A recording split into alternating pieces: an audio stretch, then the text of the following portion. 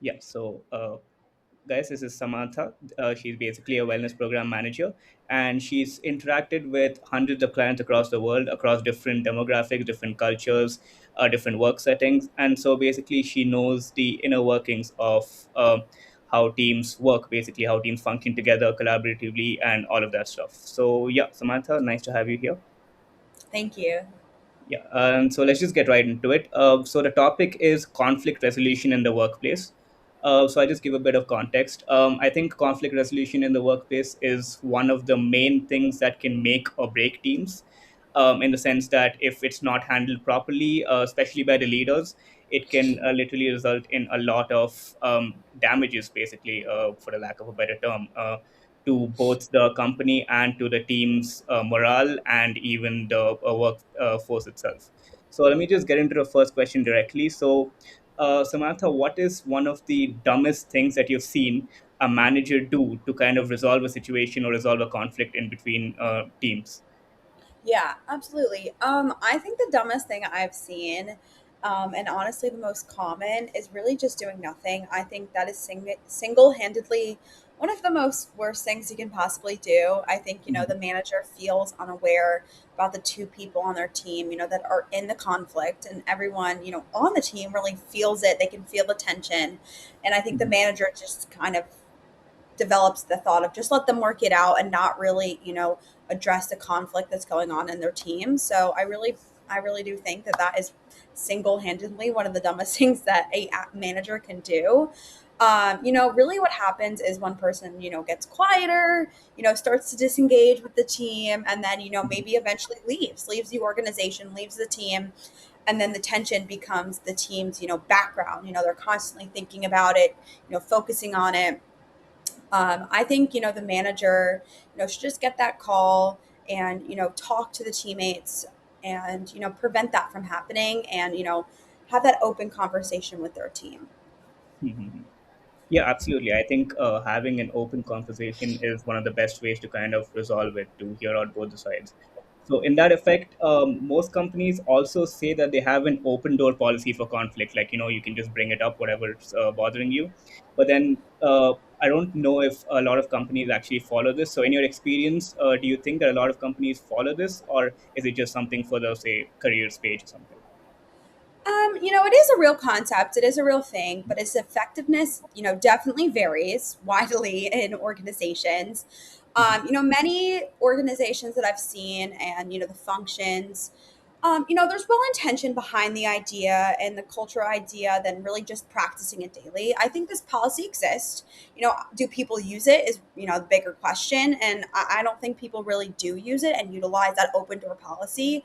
And the reason they don't use it is really just, the aspect of, is it really open? Is this conversation that we're going to have with my other colleagues, is that, open? Is it really going to create a safe space for those team members? I think employees really know the difference. Some do they actually want to raise the concern or just maybe walk out, and their employees turn their back on them. So the open door policy, stays open and employees can, come in and talk, but I really don't think they're utilizing it. I think, organizations say they have it to create, that safe space and, that warm space for their employees. The hard part is really trusting their employers when they go talk to them. And speaking up is just difficult, in any type of organization. And really kind of that aspect of the cost, like is it worth it, and really kind of addressing that inside and understanding that until organizations address that fear, I think that's going to be a common problem of employees not utilizing this open door policy. It's good for careers in organizations, but I just think many individuals are not really utilizing this, and which is understandable. Mhm. So you mentioned that because of the fear of of the organization or whatever it is, most employees don't speak up. So do you think that what most leaders say about the conflict resolution part publicly, do you think they carry it out behind closed doors? Like, do they say the same thing, or is it something totally different? Um, I think that they'll encourage open conversation and open dialogue. And they're proactively advocating for those safe spaces, like I kind of previously mentioned, to discuss agreement and that shared perspective. um, I think, publicly it's, they want a healthy debate and they'll mention that, conflict means that we're engaged, our employees can have this conversation. I think privately it's really goes along with the question of, why can't these two just figure it out? And that's exhausting. It's exhausting for the employees, and the leaders and those individuals on the team. I think the leaders who talk the most about the psychological safety and those meetings are often the same ones who behind closed doors reward whoever is the most aggressive in maybe a meeting, a budget meeting, and who comes more head on. I think conflict tends to get overlooked a lot of the times, which is absolutely a problem for a healthy team. um, I think most choose to, just quiet and take sides, than having those open conversations. I think they like to, um, kind of talk about and bring up, the aspect of that open conversation and kind of like we've previously just mentioned, that open door policy. But I think behind closed doors, that's not really actively going on. And it's again very exhausting with those team members. I think that's kind of why it's important to address these behaviors on your team and talk to your team members, and maybe again having that open conversation and sharing different perspectives about what's going on. I think that's healthy conversation. I think that's very healthy to do in a workplace, on a team. Not everyone's going to agree on one topic, but I think having that conversation is important. I do think many people are doing it, but I think they're kind of advocating and say that they're doing these wonderful things. If they're really doing it, I'm not really sure. And again, that really comes down to, like you kind of mentioned, what are they actually doing behind closed doors? Right, right, right. Yeah, so you mentioned communication as a very important aspect. So, like, it's going to be really healthy for the team. So, if you had to rebuild your current, how your current organization, or say your hypothetical current organization, rebuild, how you're going to rebuild the workplace conflict, the entire thing from scratch. So, no legacy processes, no HR templates, no, that's just how we do it. So, what would you kind of add into that, and what would you kind of keep out of that? Basically, the entire policy. Yeah. Um, I think I would really throw out maybe any anonymous complaint system. I think that really creates that illusion of safety, and making everything, more intense when it comes to, the communication systems on a team. I personally am not really for that. I think it really comes down to, eliminating that process. What I think I would actually keep is more of that direct conversation. I think that is super important, especially for those leaders and those managers. Having that direct conversation with their employees and those team members is critical for the team members. I think, there's a difference and, more uncomfortable question, which is exactly why most organizations never ask really that, who's accountable and did you follow the process. I think accountability is key. I think when it comes to organizational conflict, taking accountability is hard. It is, but it's key.